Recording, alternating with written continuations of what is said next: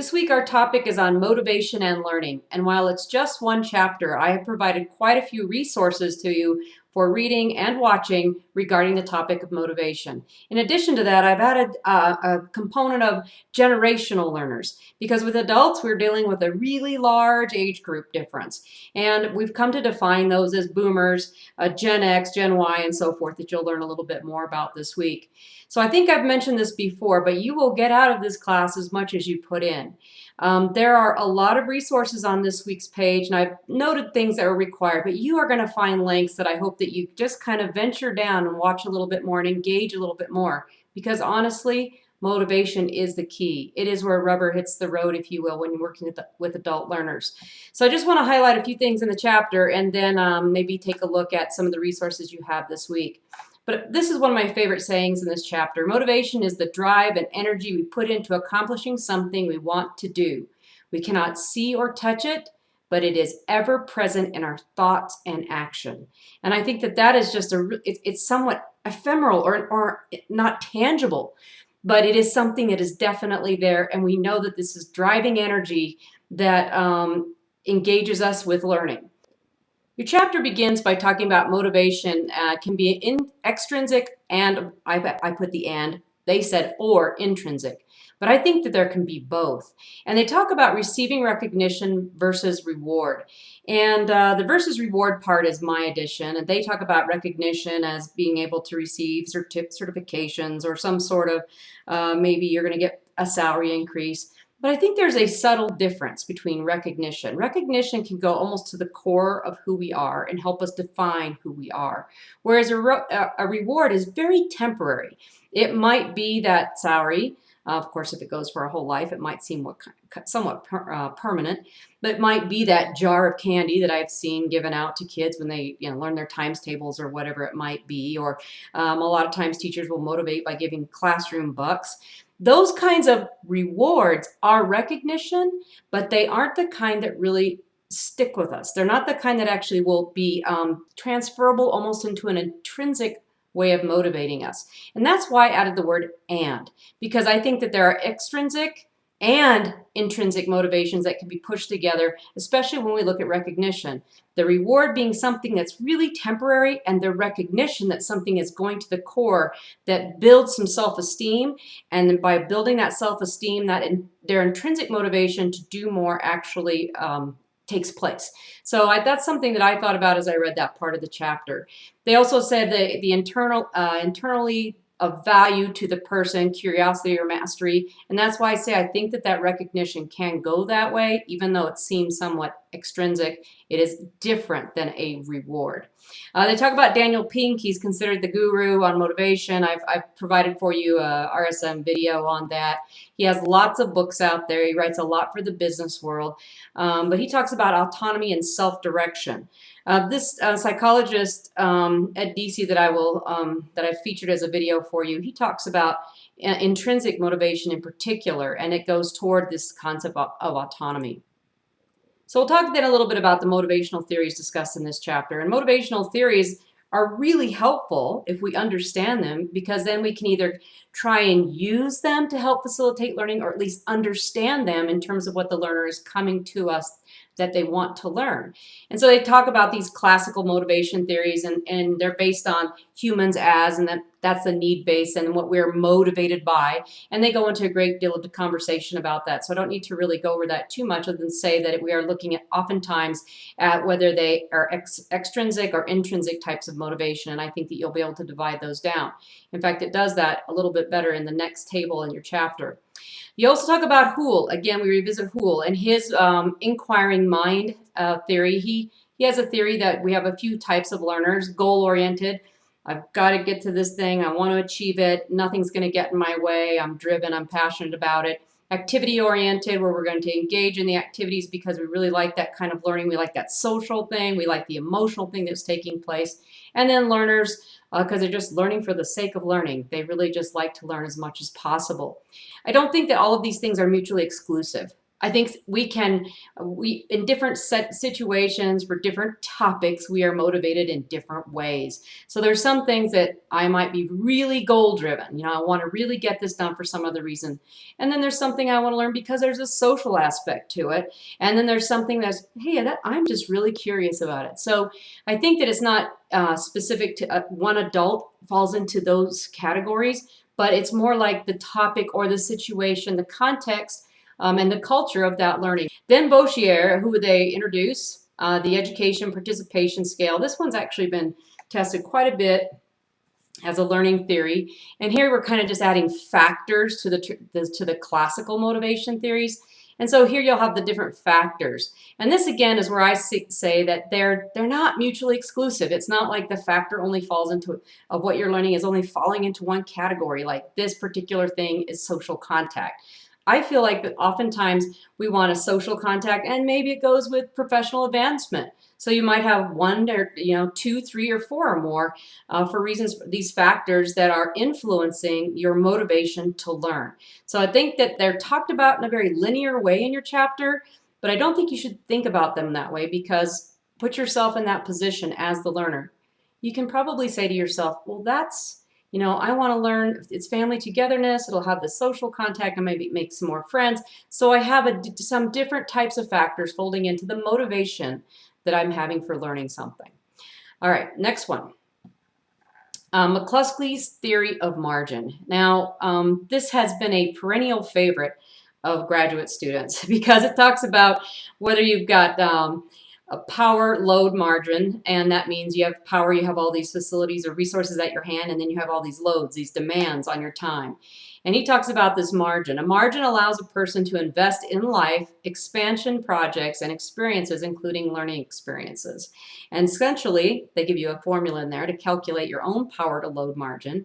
But he's just saying that if you have a big load of requirements and demands on your time, it reduces the power or the resources you have to engage or invest in these types of experiences and these learning projects. So that might, his theory of margin is that if you don't have enough power, you probably can't engage in those kinds of activities. So I've had several students calculate that on their own and include it in the discussion, but it is an interesting conversation. There are a couple of other folks who have nuanced that particular theory. Moving on then to Waldokowski's integrated levels of adult motivation. I hope I'm saying that right. Maybe not. But essentially he said this: if something can be learned, it can be learned in a motivating manner. And when I first read that, I went, what? And then I read it one more time. If something can be learned, it can be learned in a motivating manner. Every instructional plan also needs to be a motivational plan. Now, I think this is true with adult learners, and I think it is true with adolescents and children.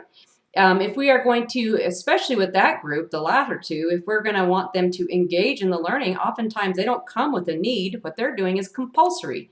Arguably in CTE, they're coming there because they want to be. It may not be a required course. It's an elective. It puts you in a special place. They want to be there. But what this is saying is that every instructional plan also needs to be a motivational plan. That means every time you are facilitating a piece of instruction, a topic for a workshop or whatever, some sort of presentation or some sort of formal type presentation, a lecture in a classroom or whatever it might be, you have some sort of motivator that's in there that's going to engage them with the content, hopefully addressing their needs. And so for the four things that he puts down in table 8.4, which is giant, it covers like 3-4 pages in your text, but it's very useful. In fact, those of you who are looking for strategies, that's this week, I'm going to point you in a direction to some of the strategies and some of the techniques that you can use with adults, and most of them you can say, I can use that with adolescents as well, are in table 8.4 and on this wiki that I've been working on for 5 or 6 years and keep adding on to it. But essentially these four intersecting conditional conditions are establishing inclusion. Everybody's welcome. This is a safe space. Everybody's got a voice. We want to hear it. We're not going to be mean to each other. It's okay to agree to disagree, that kind of thing. Developing a favorable learning attitude, which means that you're positive. I think we've all gone into situations, learning situations, where if we've had a grumpy presenter, we thought, why did I even show up? And I've actually visited enough classrooms with teachers where I'm like, why is this person still teaching? They really hate their job. Do something else. Life is too short. It's the longest thing we're going to do, but life is too short to be in a place that you just don't want to be. So our attitude is really important. That attitude that makes that environment inviting and establishes inclusion. The third one, they talk about providing challenging and engaging experiences that value viewpoints and values. And so you say, I appreciate your point of view. I understand why you have it. Now, sometimes you might not understand why they have it. And you might say, that is your point of view and you're welcome to it. But here's my point of view. And that's got to be the kind of place that you have in there. Challenging and engaging experiences. If they're not challenging, shut down. I think that we've all seen students that have been bored in school. I've seen more elementary students who are like, come on, move on, with teachers, and they get bored.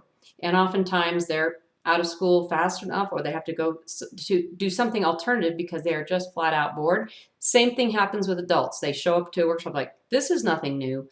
They need a challenging experience. That doesn't mean that it's beyond their grasp.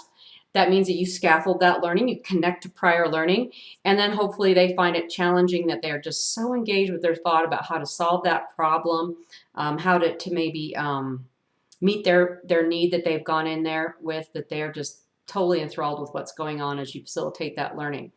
Engendering confidence, that's adding to that self-esteem.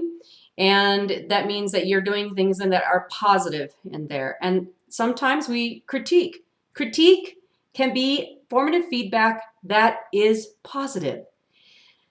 We don't always have to see a critique as being a negative experience. That is the learning experience. But we have to be careful about the words that we choose. And sometimes even, especially in an online setting, when I'm typing something to you, and maybe when you're posting something as well, you're like, is that the right word? Because we're trying to convey emotion with something that's somewhat flat. But if we pick the right word, or we phrase it in such a way, and sometimes we use emoticons to help us with this, we can then let folks know how we're saying it. That's something that has to be really well thought out in a online situation. But when you're face to face, again, there's that body language, there's that connection, there's that tone of voice that you can hear from that person saying, okay, I understand what they're meaning. It's not mean, it is helping me to understand. So let's take a look at this wiki right now, and I'll show you some of the resources that I've been keeping for about 5 years or so. This is part of the eTools wiki that I've provided as a resource for your online modules. And I have this page, so there's the home page. And then down here at the bottom, you'll see the online learning theories, but also this methods and strategies for learning. If you click on that, and that's actually where the link goes inside of this Prezi, there's all of these resources that are strategies for learning. But the first one, and I think this is far more than a motivator, is written by Kathy Patterson. And she has published a book, and this is a revised edition called The 3-Minute Motivators. And I have that open here. It's a large book, and I'm not even sure why the publisher has it online. And hopefully they still have the link, and you can go download it, because it is a book that it's going to be 20 or 30 bucks. But what this book has in it, so you can go get it, and it was a little bit difficult to download in Firefox, so I recommend Chrome on this. But I'm just going to show you really quickly here what she has, and that is 3-minute motivators in your classrooms, and a couple hundred of them. There we are, 217.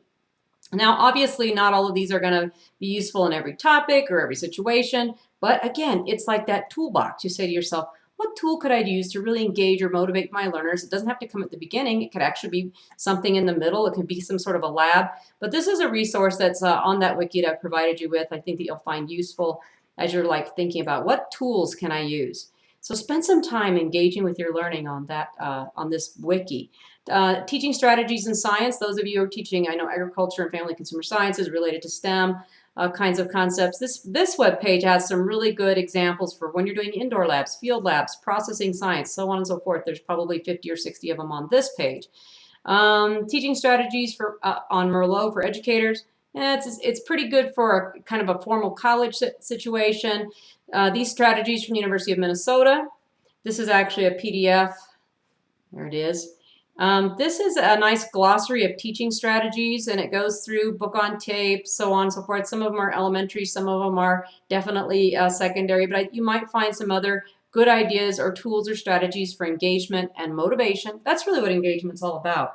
Engagement is about motivating the learner. And you might just be a really compelling question. And so that's a pretty good resource, hands-on kinds of things, KWL charts. Some of them maybe you know about, but you haven't thought about for quite a while, and you say to yourself, that's the tool I'm going to use. Project-based learning, which is something that I really like a lot, especially in career and technical education. It is different than simulations. I think I mentioned that previously, but there's a nice link here to the BIE website and Edutopia, which gives you more on project-based learning. That is the subject of a couple of weeks inside of my STEM course that I teach. But that's an approach where you basically, if I give you the few seconds overview of it, is there's a compelling problem to solve, or project that needs to be engaged in to solve a problem, and at the end the students work as teams like you would in the real world, and then they present their solution to the problem. And so it's setting up the curriculum that way, not giving them all the background information, all this foundational stuff, and then saying, okay, we're going to do a simulation, we're all going to build the same project.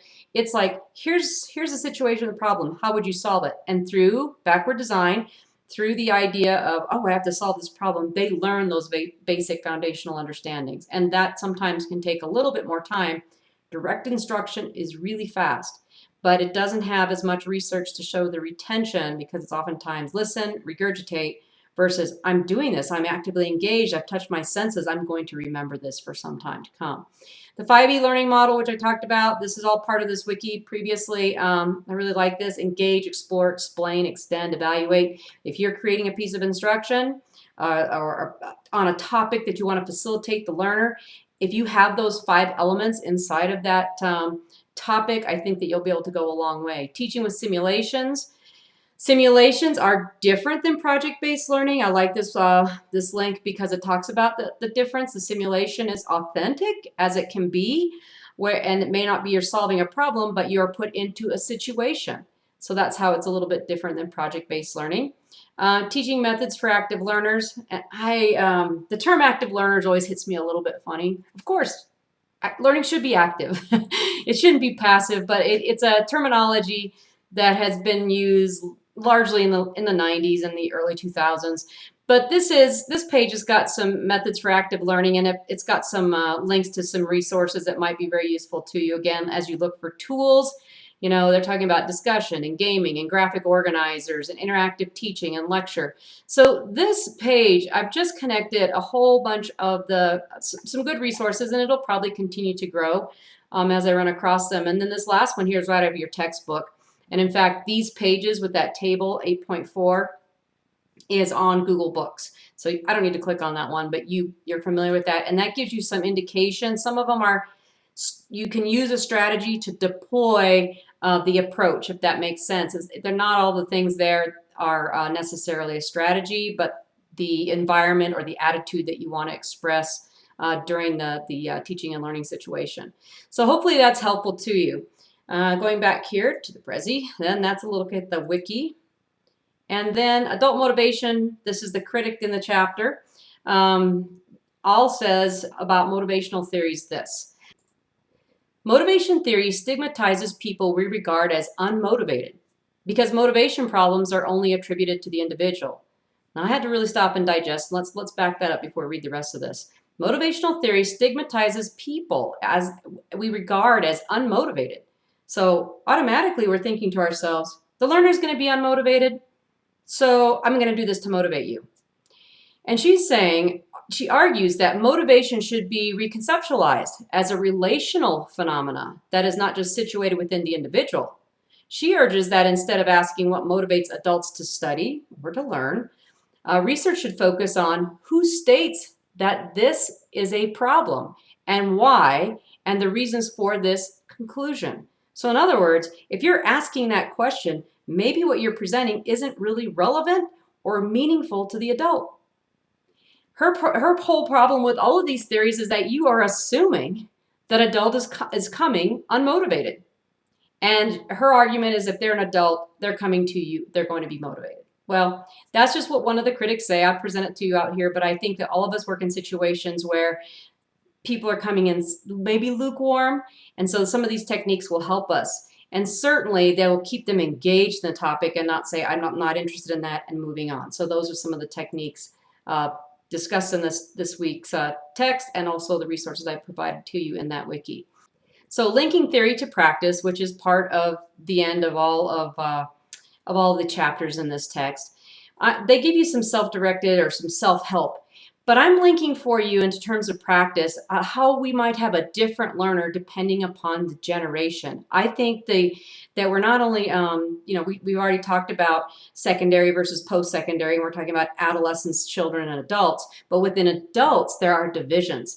And so I've added on some content this week about boomers, Gen Y, Gen X, and all of that group. So because there are differences among adults and adult learners.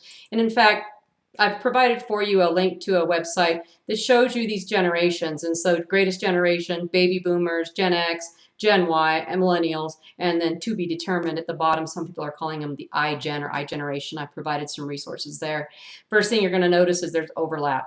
And there's not always agreement among the researchers or the experts in this area when talking about it. But I think that this is the best research resource that I found regarding when they are. And I think it's helpful to hold that timeline in your mind as you look through those resources. So back to the end of your chapter where it talks about linking theory and practice, they give you a lot of self-help there. They have some ideas and some techniques.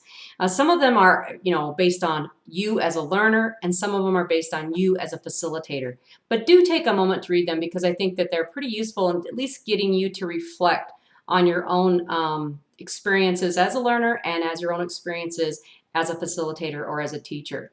I always think about this. I think the golden rule can be applied in adult education, and it's this. Teach or facilitate learning with others in a way that you would like to be taught or learn. So the old saying is, do unto others as you would like done unto yourself. I think that that's also applied here. Teach in a way that you would want to learn that content. So the key to learning is motivation, regardless of the learner and their age.